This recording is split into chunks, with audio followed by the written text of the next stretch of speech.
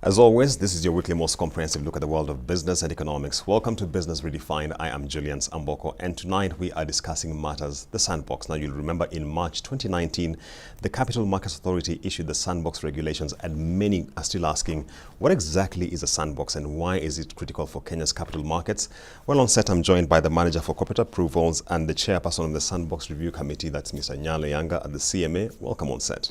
Thank you, Julian. It's been a long journey getting to this point, and maybe just by way of introduction, very briefly, a sandbox, of course, we appreciate it's an environment, a framework, I should say, where companies are allowed to test a number of products without a very stringent regulatory environment. But just make us understand this. What exactly does this seek to achieve? So the sandbox is an exact concept whereby somebody is in a space where they are not having any pressure on regulatory constraints, and they can be able to test their innovations in whichever manner they conceive them, or in whichever manner makes sense to them, without any regulatory intervention. So when you talk about regulatory sandboxes world over, it's simple a safe space for innovators to showcase their innovations and how those innovations will play a role in the capital markets value chain, without fear of a regulator coming to them and tell them you are violating this law or the other. If you read reviews from across the globe, whether we're looking at London, Joburg, Australia, regarding the regulatory sandbox, many have argued that it is an attempt, and some have actually qualified to say a belated attempt by regulators such as CMA to try and catch up with the blockchain and crypto-backed assets kind of developments, which we have seen gaining traction across the globe. What are your thoughts on this? I think to some extent that is true, and I think first it's important to say that innovations, regulations follow innovations, and that's for a good reason, because before you develop certain regulations to check and protect investors, as a regulator you want to understand what is this innovation about.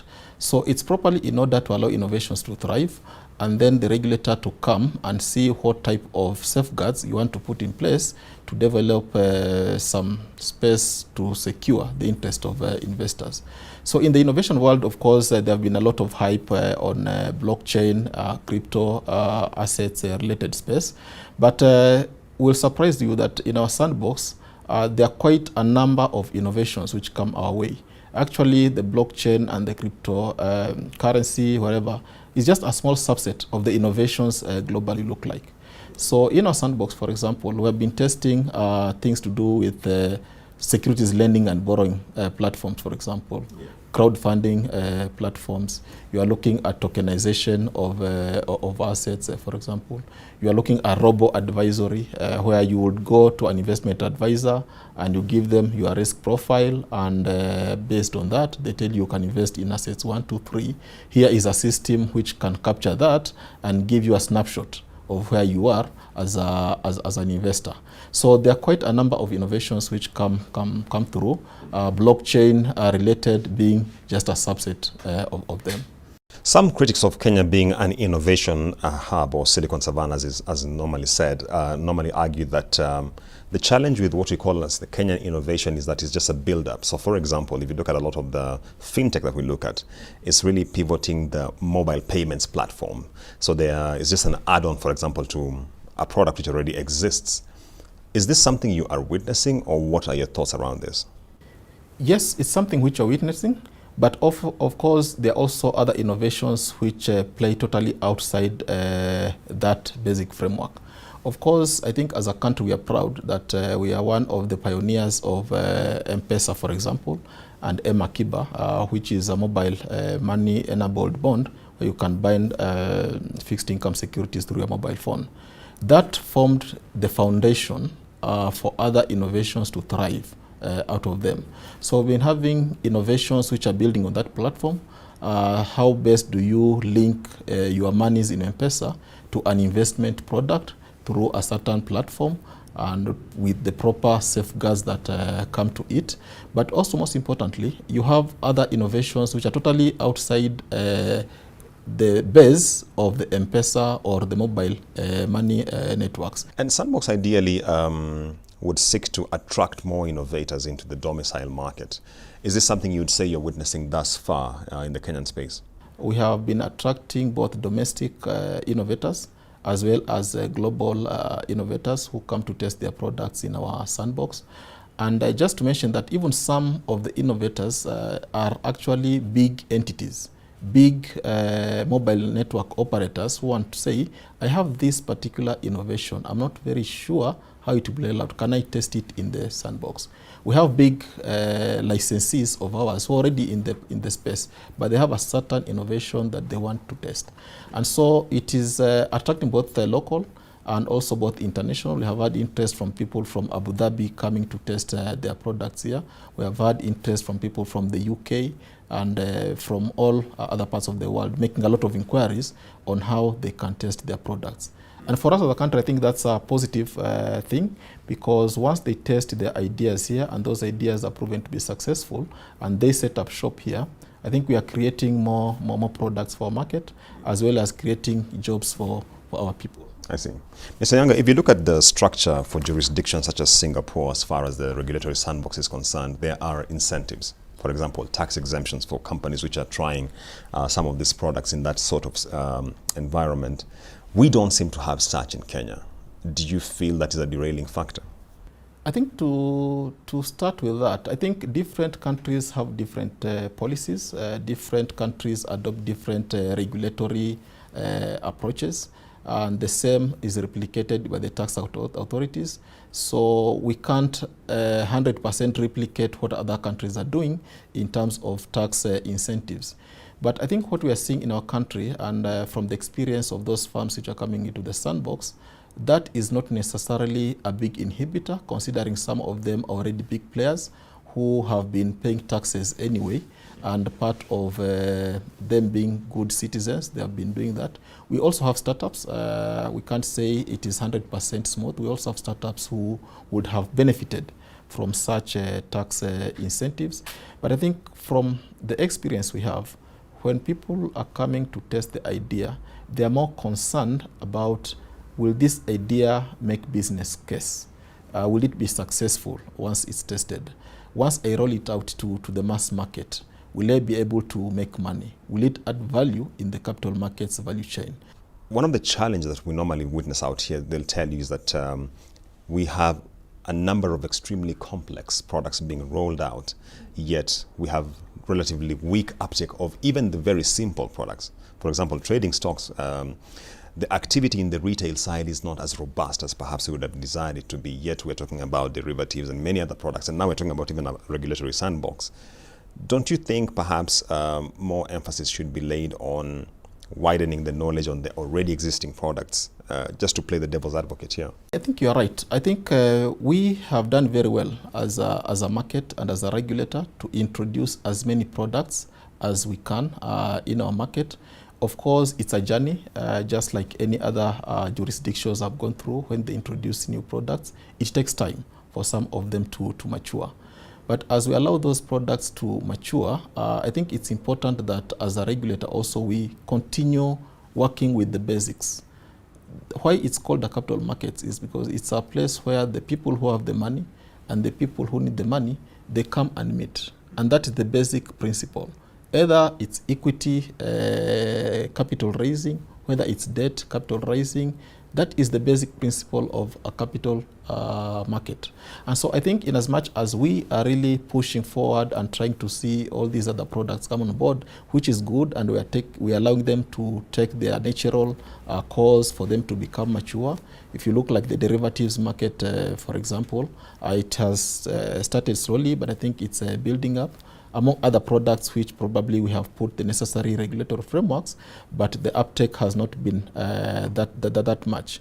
We see it as a process. Rome was not built in a day. Even where you go to the very developed markets, they did not have the framework, and these products started and ballooned overnight. But the basic principle is the essence of a capital markets is that linkage between the people who have the monies and the people who want to borrow that monies, where they meet the infrastructure And so we are looking at a conversation whereby probably it's not more again about introducing other sophisticated investments, but how do we deepen and broaden the current market which is there. So for example, if you look at the trades, you have the banks which are there, which are doing very good, Safaricom, a very nice counter.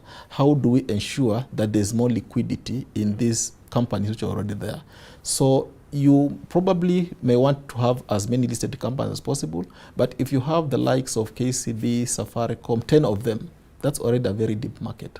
And that's why we are introducing products like securities lending and borrowing, so that if you are a big fund manager, instead of having your 1 million shares sitting there for the rest of 10, 15 years because you're looking at a very long-term outlook, you can lend them and still earn a fee out of them. And in that case, then you are still broadening and deepening the capital markets within the existing products which are already there.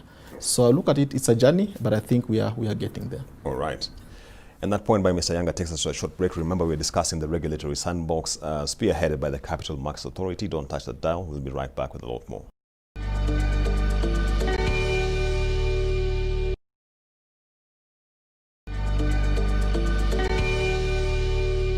Welcome back to this edition of Business Redefined. Tonight we are discussing the regulatory sandbox and how this is impacting the capital markets in Kenya and market development by and large.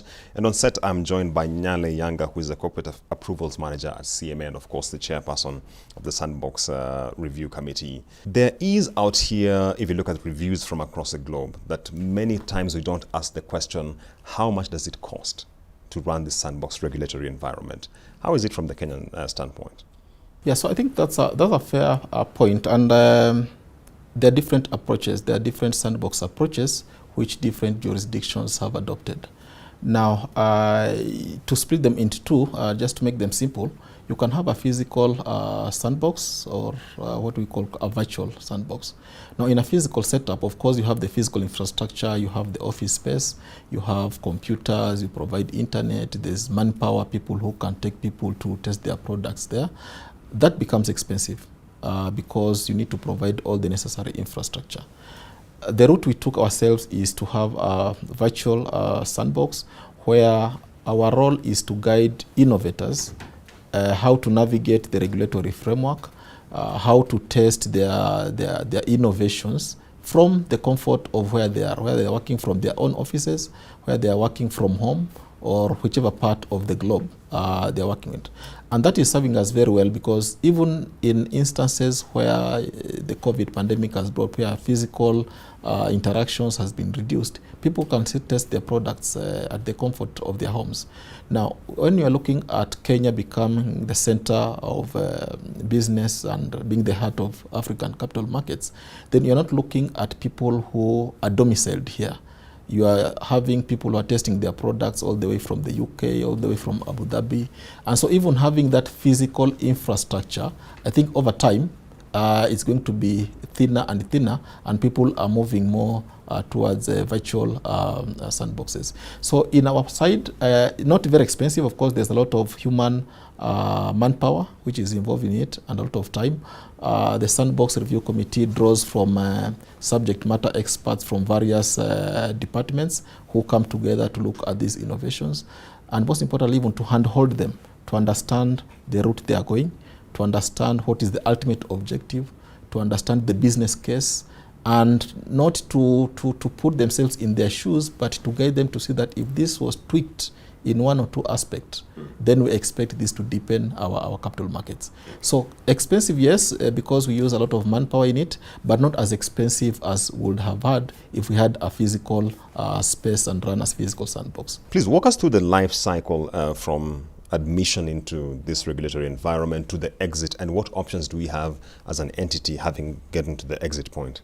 Two parts. One, when you look at somebody who is coming into the sandbox, there's the part which is on them to prepare first. So you need to have the necessary documentation. You have looked at our policy guidance note. You have looked at the checklists you need to put there. You have your business plan. That is before they even come to the regulator. You have put in place your test case and your test subjects. What are you testing? Which people will you use? So if I use an example without naming names, if, for example, you want to link investments, savings to investments, for example. So you need to know how many people will you approach for them to be willing to test with you. So you put all those documentations together. Now you come to the authority with something which you can test. Now, once you make those applications to us, we commit to 14 working days. We will have come back to you, either telling you this is a good idea, or can we understand better? Can you come for a presentation so that we start the journey?